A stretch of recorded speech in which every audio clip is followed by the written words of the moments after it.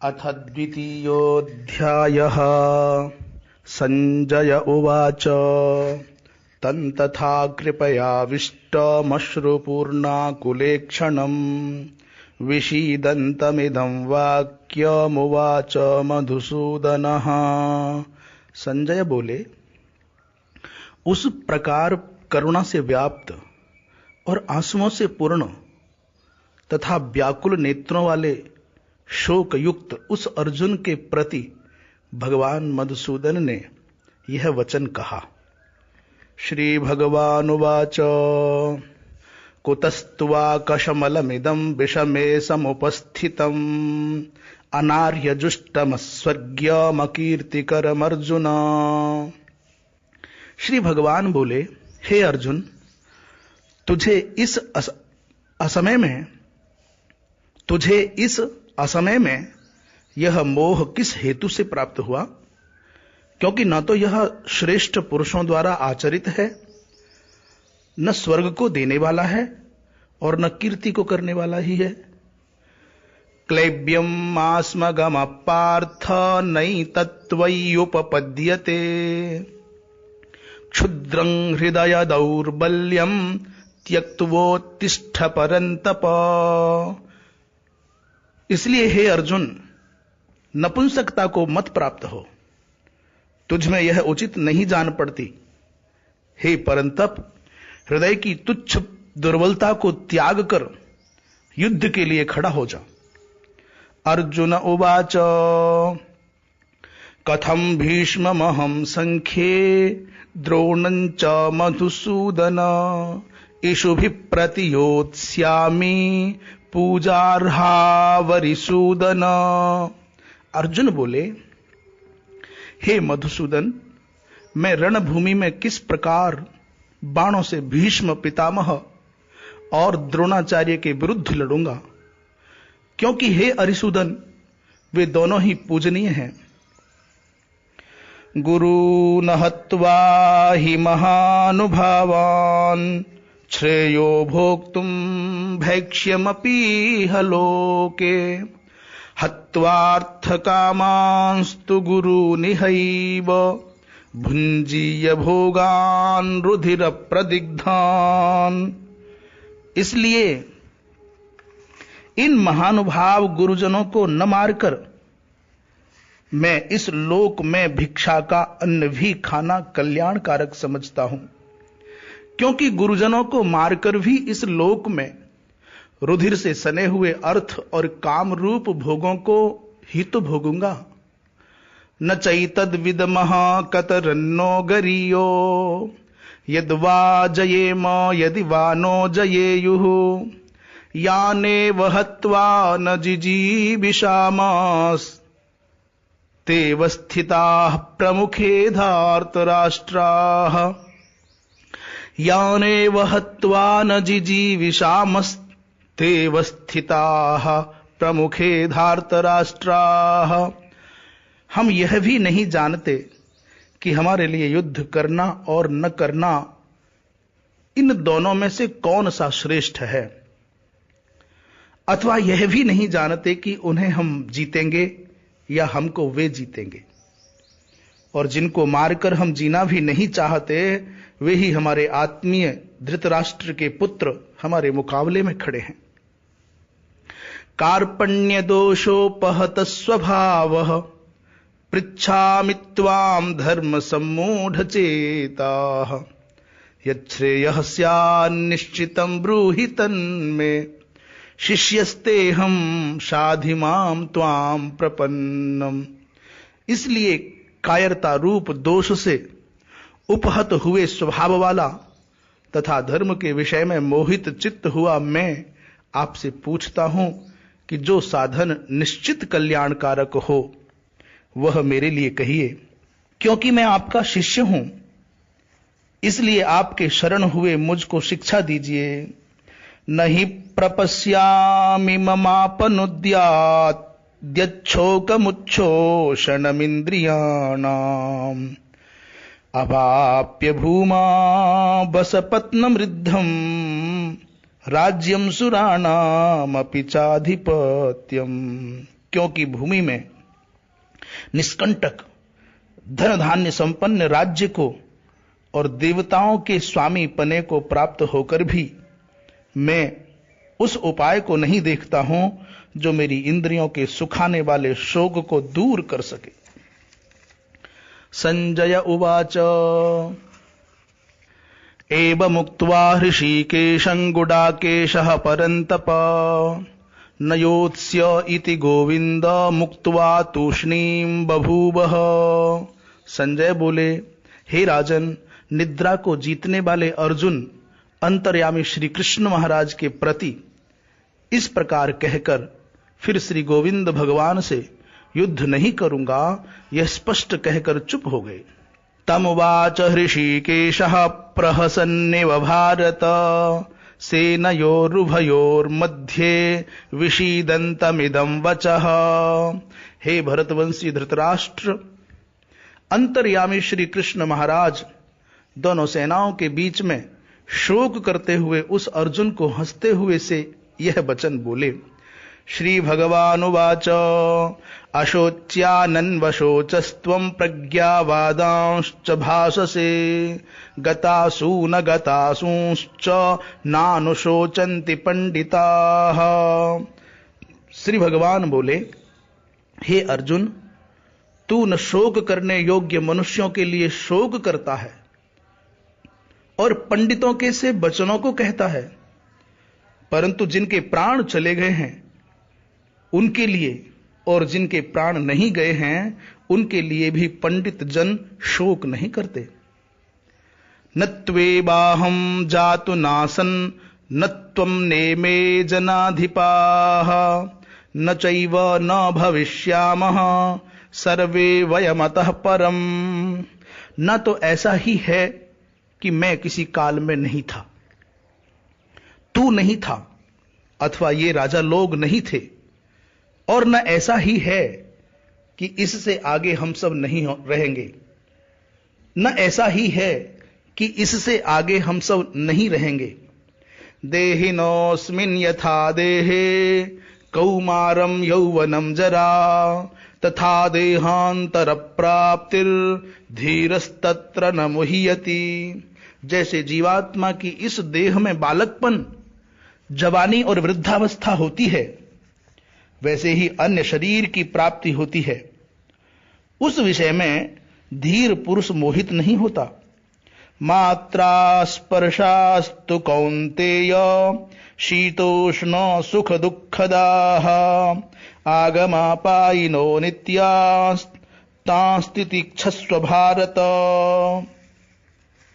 मात्रा स्पर्शास्तु कौन्तेय शीतोष्ण सुख दुःखदाः आगमापायिनो नित्यास्तांस्तितिक्षस्व भारत।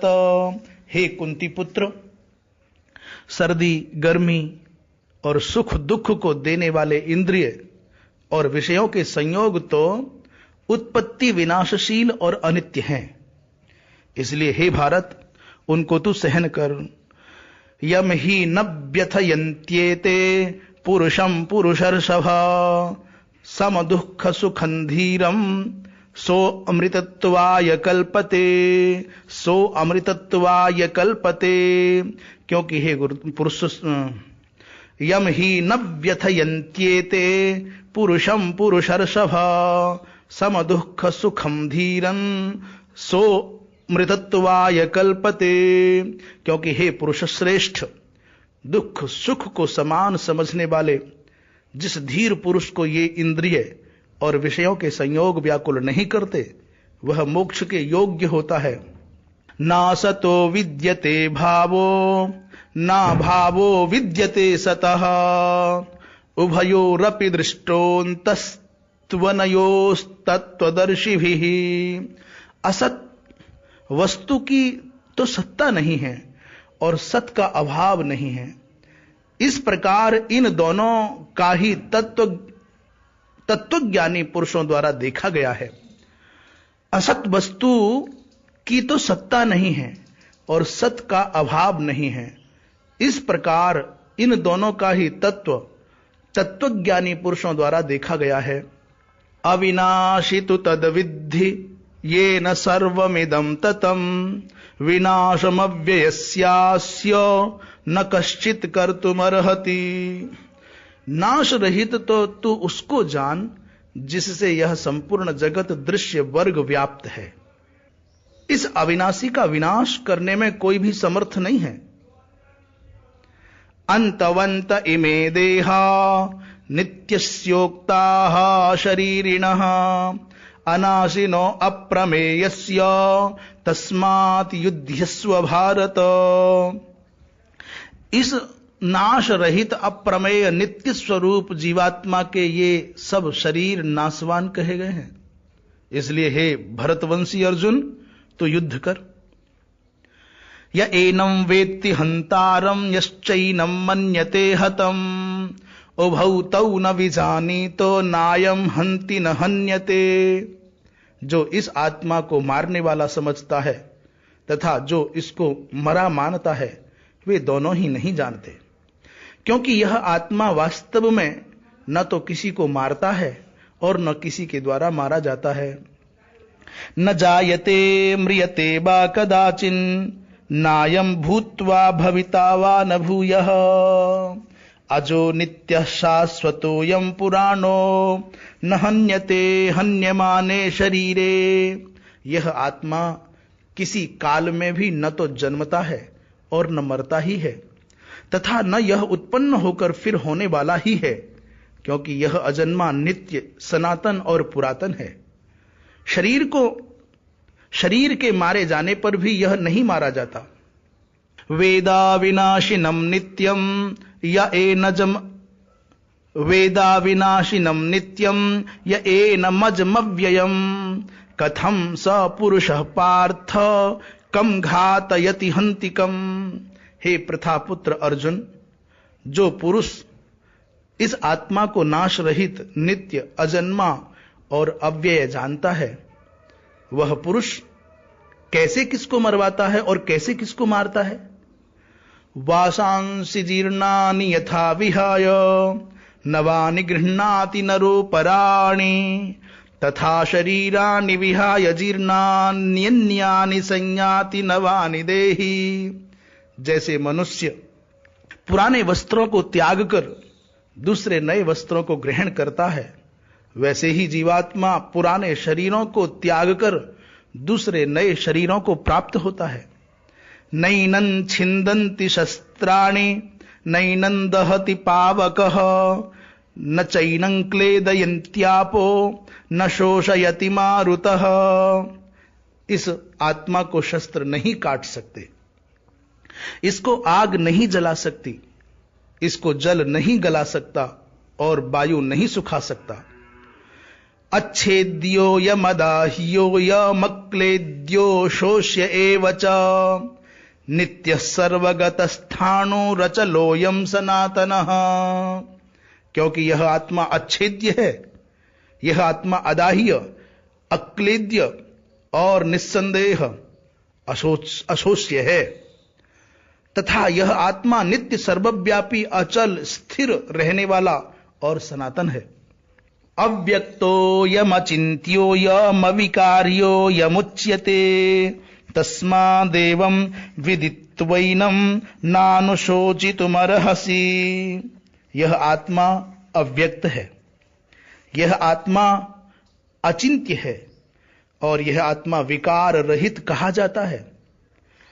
इससे हे अर्जुन, इस आत्मा को उपर्युक्त प्रकार से जानकर तो शोक करने को योग्य नहीं है, अर्थात तुझे शोक करना उचित नहीं है।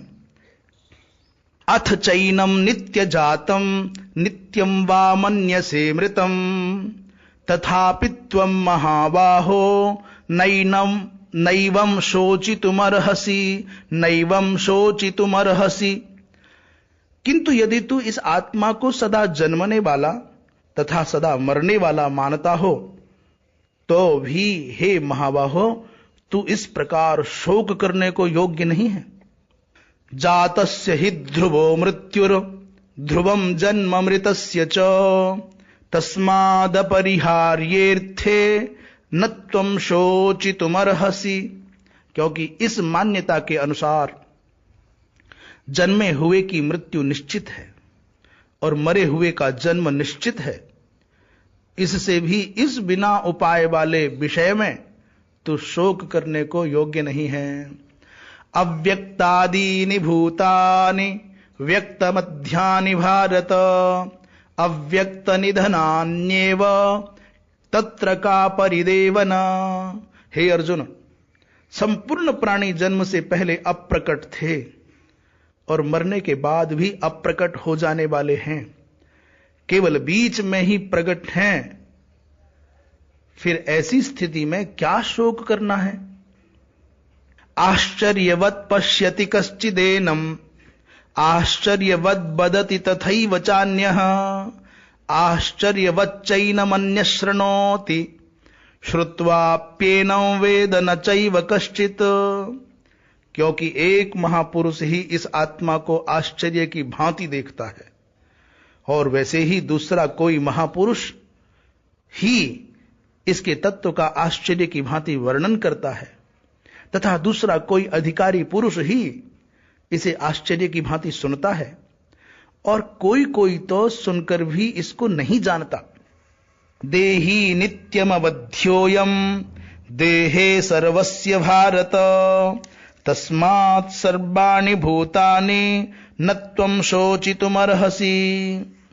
हे अर्जुन, यह आत्मा सबके शरीरों में सदा ही अवध्य है। इस कारण संपूर्ण प्राणियों के लिए तू शोक करने के योग्य नहीं है। स्वधर्ममपि चावेक्ष्य न विकम्पितुमर्हसि धर्म्याद्धियुद्धात् श्रेयो अन्यच्छत्रियस्य न विद्यते धर्म्याद्धियुद्धात् श्रेयोऽन्यत् क्षत्रियस्य न विद्यते धर्म्याद्धि युद्धाच्छ्रेयोऽन्यत् क्षत्रियस्य न विद्यते। तथा अपने धर्म को देखकर भी तू भय करने योग्य नहीं है, अर्थात तुझे भय नहीं करना चाहिए, क्योंकि क्षत्रिय के लिए धर्मयुक्त युद्ध से बढ़कर दूसरा कोई कल्याणकारी कर्तव्य नहीं है। यदृच्छया चोपपन्नम स्वर्गद्वारमपावृतम सुखिनः क्षत्रियाः पार्थ लभन्ते युद्धमीदृशम। हे पार्थ, अपने आप प्राप्त हुए और खुले हुए स्वर्ग के द्वार रूप इस प्रकार के युद्ध को भाग्यवान क्षत्रिय लोग ही पाते हैं। अथ चेत्त्वमिमं धर्म्यं संग्रामं न करिष्यसि ततस्वधर्मं कीर्तिं च हित्वा पापमवाप्स्यसि। किंतु यदि तू इस धर्म युक्त युद्ध को नहीं करेगा तो स्वधर्म और कीर्ति को खोकर पाप को प्राप्त होगा। अकीर्तिं चापि भूतानि कथयिष्यन्ति ते व्ययाम संभावितस्य चाकीर्तिर्मरणादतिरिच्यते। तथा सब लोग तेरी बहुत काल तक रहने वाली अपकीर्ति का भी कथन करेंगे और माननीय पुरुष के लिए अपकीर्ति मरण से भी बढ़कर है।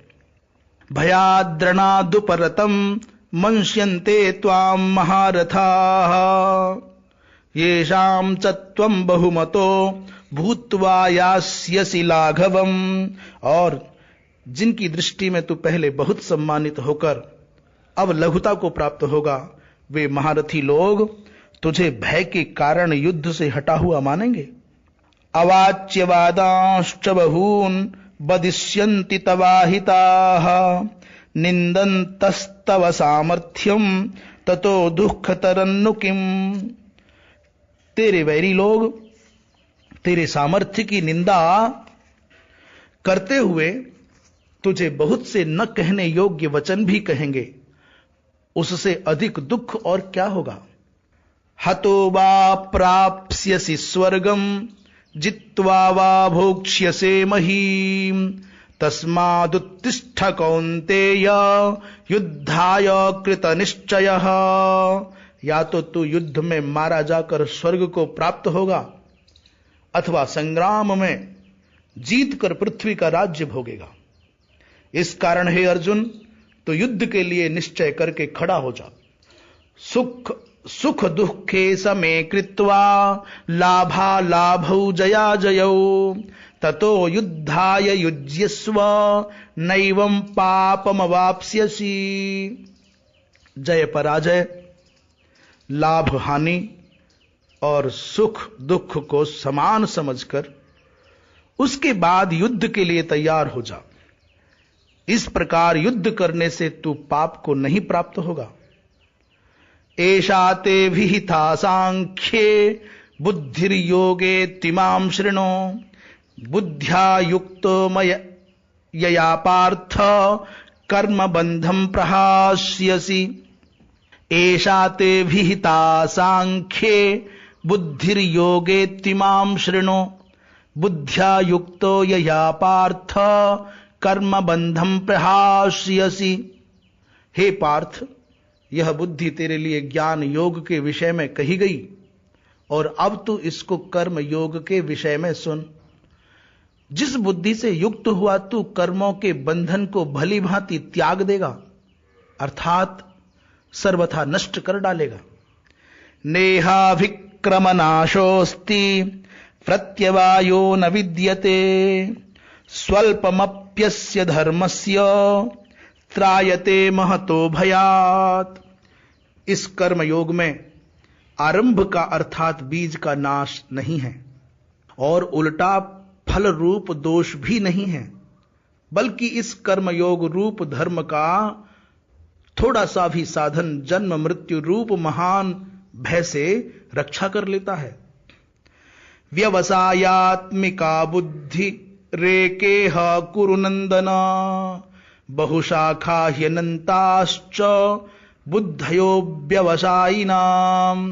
हे अर्जुन, इस कर्म योग में निश्चयात्मिका बुद्धि एक ही होती है, किंतु अस्थिर विचार वाले विवेकहीन सकाम मनुष्यों की बुद्धियां निश्चय ही बहुत भेदों वाली और अनंत होती हैं।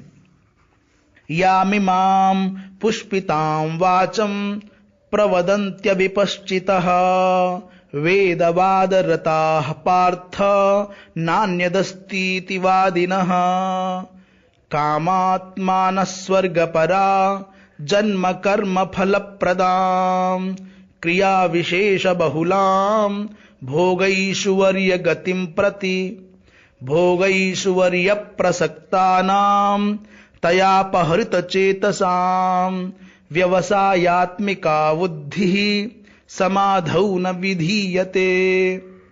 हे अर्जुन, जो भोगों में तन्मय हो रहे हैं, जो कर्म फल के प्रशंसक वेद वाक्यों में ही प्रीति रखते हैं, जिनकी बुद्धि में स्वर्ग ही परम प्राप्य वस्तु है और जो स्वर्ग से बढ़कर दूसरी कोई वस्तु ही नहीं है, ऐसा कहने वाले हैं, वे अविवेकी जन इस प्रकार की जिस पुष्पित अर्थात दिखाओ शोभायुक्त वाणी को कहा करते हैं, जो कि जन्म रूप कर्म फल देने वाली एवं भोग तथा ऐश्वर्य की प्राप्ति के लिए नाना प्रकार की बहुत सी क्रियाओं का वर्णन करने वाली है, उस वाणी द्वारा जिनका चित्त हर लिया गया है, जो भोग और ऐश्वर्य में अत्यंत आसक्त हैं, उन पुरुषों की परमात्मा में निश्चयात्मिका बुद्धि नहीं होती। त्रैगुण्य विषया वेदा निस्त्रैगुण्यो भवार्जुन निर्द्वंदो नित्य सत्वस्थो निर्योगक्षेम आत्मवान निर्योगक्षेम आत्मवान। हे अर्जुन, वेद उपर्युक्त प्रकार से तीनों गुणों के कार्य रूप समस्त भोगों एवं उनके साधनों का प्रतिपादन करने वाले हैं। इसलिए तू उन भोगों एवं उनके साधनों में आसक्तिहीन, हर्ष शोकादि द्वंद्वों से रहित, नित्य वस्तु परमात्मा में स्थित योगक्षेम को न चाहने वाला और स्वाधीन अंतःकरण वाला हो। यावानर्थ उदपाने सर्वतः संप्लुतोदके तावान् सर्वेषु वेदेषु ब्राह्मणस्य विजानतः सब ओर से परिपूर्ण जलाशय के प्राप्त हो जाने पर छोटे जलाशय में मनुष्य का जितना प्रयोजन रहता है, ब्रह्म को तत्व से जानने वाले ब्राह्मण का समस्त वेदों में उतना ही प्रयोजन रह जाता है। कर्मण्येवाधिकारस्ते मा फलेषु कदाचन मा कर्म फल हेतुर्भूर मा ते संगोस्त्वकर्मणि मा कर्म फल हेतुर्भूर माते संगोस्त्वकर्मणि। तेरा कर्म करने में ही अधिकार है, उसके फल, तेरा कर्म करने में ही अधिकार है, उसके फलों में कभी नहीं। इसलिए तू कर्मों के फल का हेतु मत हो तथा तेरी कर्म न करने में भी आसक्ति न हो। योगस्थः कुरु कर्माणि संगम त्यक्त्वा धनंजय सिद्ध्य सिद्ध्योः समो भूत्वा समत्वं योग उच्यते। हे धनंजय, तू आसक्ति को त्याग कर तथा सिद्धि और असिद्धि में समान बुद्धि वाला होकर योग में स्थित हुआ कर्तव्य कर्मों को कर, समत्व ही योग कहलाता है। दूरे न ह्यवरं कर्म बुद्धि योगात् धनंजय बुद्धौ शरणमनविच्छ कृपणाः फल हेतवः। इस समत्व रूप बुद्धि योग से सकाम कर्म अत्यंत ही निम्न श्रेणी का है। इसलिए हे धनंजय, तू समबुद्धि में ही रक्षा का उपाय ढूंढ, अर्थात बुद्धि योग का ही आश्रय ग्रहण कर, क्योंकि फल के हेतु बनने वाले अत्यंत दीन हैं। बुद्धि युक्तो जहातीह उभे सुकृत दुष्कृते तस्माद्योगाय युज्यस्व योगः कर्मसु कौशलम। समबुद्धि युक्त पुरुष पुण्य और पाप दोनों को इसी लोक में त्याग देता है, अर्थात उनसे मुक्त हो जाता है। इससे तू समत्व रूप योग में लग जा।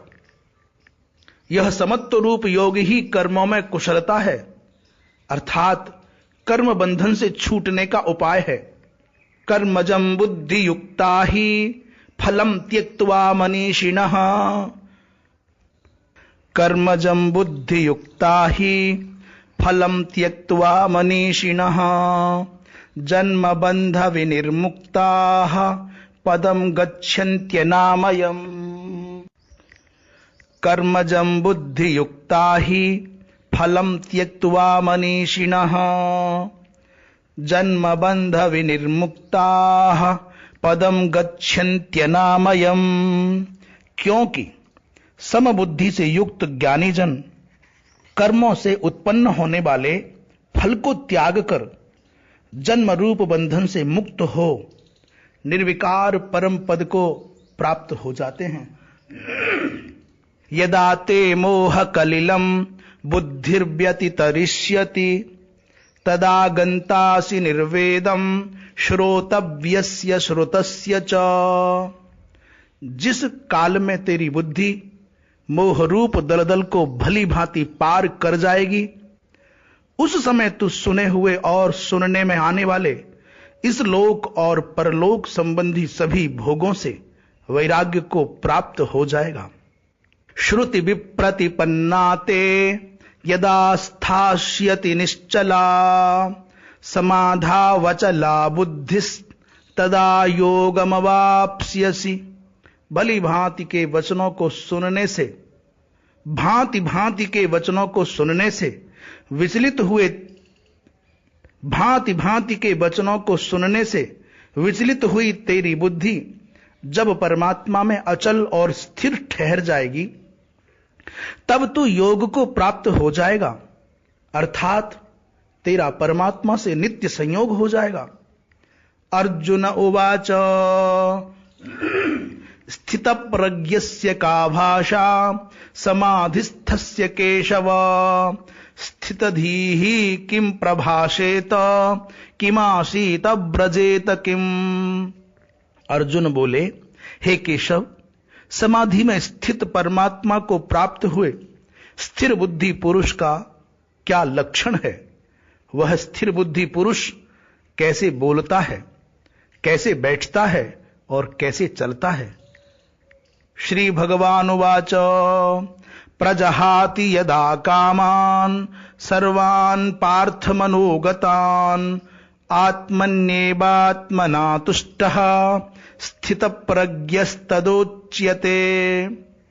श्री भगवान बोले, हे अर्जुन, जिस काल में यह पुरुष मन में स्थित संपूर्ण कामनाओं को भली भांति त्याग देता है और आत्मा से आत्मा में ही संतुष्ट रहता है, उस काल में वह स्थित प्रज्ञ कहा जाता है। दुःखेषु अनुद्विग्नमनाः सुखेषु विगतस्पृहः वीतराग भयक्रोधः स्थितधीर्मुनिरुच्यते। दुखों की प्राप्ति होने पर जिसके मन में उद्वेग नहीं होता, सुखों की प्राप्ति में जो सर्वथा निष्पृह है तथा जिसके राग भय और क्रोध नष्ट हो गए हैं तथा जिसके राग भय और क्रोध नष्ट हो गए हैं, ऐसा मुनि स्थिर बुद्धि कहा जाता है। यह सर्वत्रानभिस्नेहस् तत्तत्प्राप्य शुभाशुभम नाभिनंदति न द्वेष्टि तस्य प्रज्ञा प्रतिष्ठिता। जो पुरुष सर्वत्र स्नेह रहित हुआ, उस शुभ या अशुभ वस्तु को प्राप्त होकर न प्रसन्न होता है और न द्वेष करता है, उसकी बुद्धि स्थिर है। यदा संहरते चायं कूर्मोऽङ्गानीव सर्वशः इंद्रियाणि इंद्रियार्थेभ्यस्तस्य प्रज्ञा प्रतिष्ठिता। और कछुआ सब ओर से अपने अंगों को जैसे समेट लेता है, वैसे ही जब यह पुरुष इंद्रियों के विषयों से इंद्रियों को सब प्रकार से हटा लेता है, तब उसकी बुद्धि स्थिर है, ऐसा समझना चाहिए। विषया विनिवर्तन्ते निराहारस्य देहिनः रसवर्जं रसोप्यस्य परम दृष्ट्वा निवर्तते। इंद्रियों के द्वारा विषयों को ग्रहण न करने वाले पुरुष के भी केवल विषय तो निवृत्त हो जाते हैं, परंतु उनमें रहने वाली आसक्ति निवृत्त नहीं होती। इस स्थितप्रज्ञ पुरुष की तो आसक्ति भी परमात्मा का साक्षात्कार करके निवृत्त हो जाती है। यततो ह्यपि कौन्तेय पुरुषस्य विपश्चितः इंद्रियाणि प्रमाथीनि हरन्ति प्रसभं मनः। हे अर्जुन, आसक्ति का नाश न होने के कारण ये प्रमथन स्वभाव वाली इंद्रियां यत्न करते हुए बुद्धिमान पुरुष के मन को भी बलात् हर लेती हैं। तानि सर्वाणि संयम्य युक्त आसीत मत्परः वशे हि यस्येन्द्रियाणि तस्य प्रज्ञा प्रतिष्ठिता। इसलिए साधक को चाहिए कि वह उन संपूर्ण इंद्रियों को वश में करके समाहित चित्त हुआ मेरे परायण होकर ध्यान में बैठे, क्योंकि जिस पुरुष की इंद्रियां वश में होती हैं उसी की बुद्धि स्थिर हो जाती है। ध्यायतो विषयान् पुंसः संगस्तेषु पजायते संगात् संजायते कामः कामात् क्रोधोभिजायते। विषयों का चिंतन करने वाले पुरुष की उन विषयों में आसक्ति हो जाती है, आसक्ति से उन विषयों की कामना उत्पन्न होती है और कामना में विघ्न पड़ने से क्रोध उत्पन्न होता है। क्रोधाद् भवति सम्मोहः सम्मोहात् स्मृति विभ्रमः स्मृतिभ्रंशात् बुद्धिनाशो बुद्धिनाशात् प्रणश्यति। क्रोध से अत्यंत मूढ़ भाव उत्पन्न हो जाता है, क्रोध से अत्यंत मूढ़ भाव उत्पन्न हो जाता है। मूढ़ भाव से स्मृति में भ्रम हो जाता है। स्मृति में भ्रम हो जाने से बुद्धि अर्थात ज्ञान शक्ति का नाश हो जाता है, और बुद्धि का नाश हो जाने से यह पुरुष अपनी स्थिति से गिर जाता है। राग द्वेष अभियुक्तैस्तु विषयानिंद्रियैश्चरन् आत्मवश्यैर्विधेयात्मा प्रसादमधिगच्छति। परंतु अपने अधीन किए हुए अंतःकरण वाला साधक अपने वश में की हुई राग द्वेष से रहित इंद्रियों द्वारा विषयों में विचरण करता हुआ अंतःकरण की प्रसन्नता को प्राप्त होता है। प्रसादे सर्व दुखानां हानिरस्योपजायते प्रसन्न चेतसो ह्याशो बुद्धि पर्यवतिष्ठते। अंतःकरण की प्रसन्नता होने पर इसके संपूर्ण दुखों का अभाव हो जाता है, और उस प्रसन्न चित्त वाले कर्म योगी की बुद्धि शीघ्र ही सब ओर से हटकर एक परमात्मा में ही भली भांति स्थिर हो जाती है। नास्ति बुद्धिरयुक्तस्य न चायुक्तस्य भावना न चाभावयतः शांति रशांतस्य कुतः सुखम। न जीते हुए मन और इंद्रियों वाले पुरुष में निश्चयात्मिका बुद्धि नहीं होती, और उस अयुक्त मनुष्य के अंतःकरण में भावना भी नहीं होती, तथा भावनाहीन मनुष्य को शांति नहीं मिलती, और शांति रहित मनुष्य को सुख कैसे मिल सकता है। इंद्रियाणाम हि चरताम यन्मनोनुविधीयते तदस्य हरति प्रज्ञाम वायुर्नावमिवाम्भसि। क्योंकि जैसे जल में चलने वाली नाव को वायु हर लेती है, वैसे ही विषयों में विचरती हुई इंद्रियों में से मन जिस इंद्रिय के साथ रहता है वह एक ही इंद्रिय इस अयुक्त पुरुष की बुद्धि को हर लेती है। तस्माद्यस्य महाबाहो निगृहीतानि सर्वशः इंद्रियाणीन्द्रियार्थेभ्यस्तस्य प्रज्ञा प्रतिष्ठिता। इसलिए हे महाबाहो, जिस पुरुष की इंद्रियों के विषयों से सब प्रकार निग्रह की हुई हैं, उसी की बुद्धि स्थिर है। या निशा सर्वभूतानां तस्यां जागर्ति संयमी यस्यां जागृति भूतानि सा निशा पश्यतो मुनेः।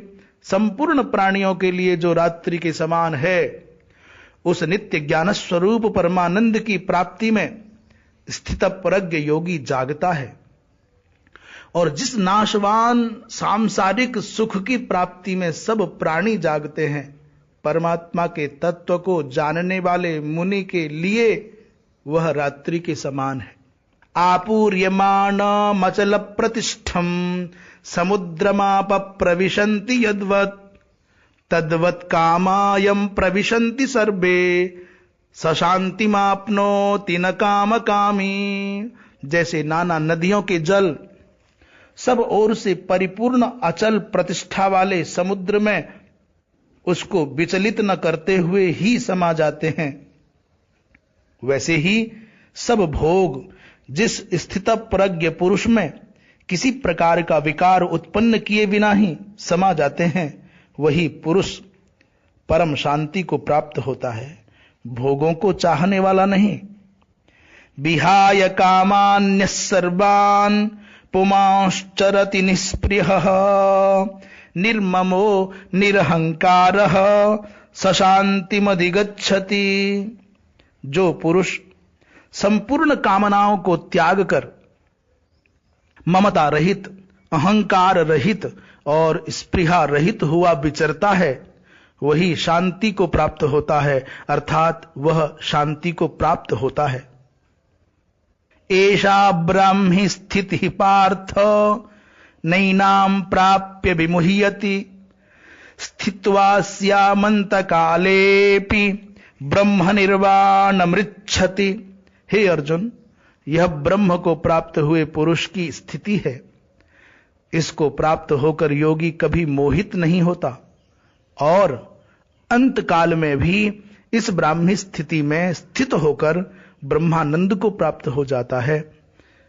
ओम तत्सत इति श्रीमद् भगवद गीतासूपनिषत्सु ब्रह्म विद्यायाम योग शास्त्रे श्री कृष्णार्जुन संवादे सांख्य योगो नाम द्वितीयोऽध्यायः।